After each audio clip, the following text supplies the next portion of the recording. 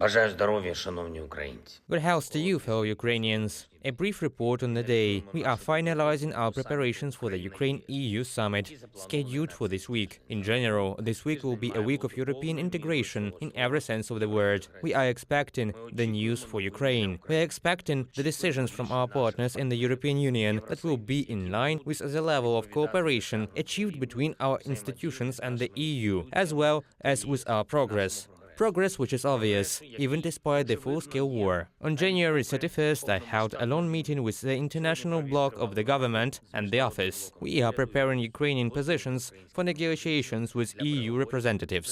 And very importantly, we are preparing new reforms in Ukraine, reforms that will change the social, legal and political reality in many ways, making it more human, transparent and effective.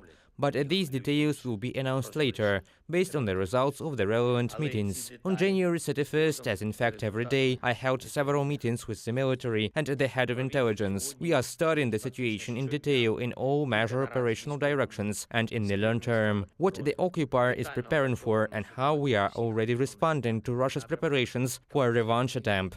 Our defense and security forces, the Ukrainian government, our partners, all of us are making efforts to ensure that Russia not only fails in regaining ground on the battlefield, but also loses its last hope for aggression in its revenge attempts. Russia's great defeat will prevent any alternatives to a lasting and reliable peace. I thank all our partners who support this position of Ukraine.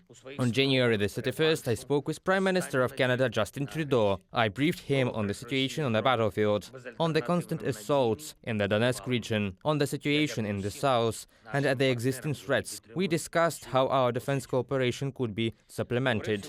We separately touched upon the issue of sanctions and Russia's international isolation. In particular, I am grateful to Justin for understanding our call to the international Olympic bodies that any concessions to a terrorist state are unacceptable. The Olympic movement and international sport in general must be protected from Russia's usual attempts to politicize sports. We have seen this repeatedly in different times. Now, Russian politicization of sport will inevitably mean justification of terror.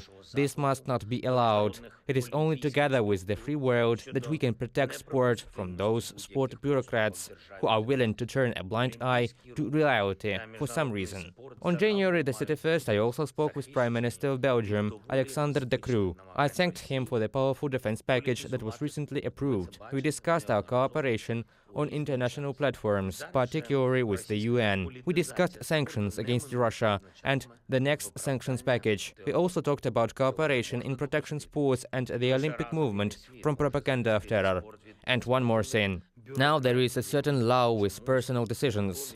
But this does not mean that all the necessary steps have been taken. There will be decisions. Those in the system who do not meet the fundamental requirements of the state and society should not linger in their chairs. I thank each and everyone who is defending the state. I thank everyone who is fighting for Ukraine. I am grateful for every Ukrainian position held at the front. I am grateful for every destroyed position of the enemy. Glory to Ukraine.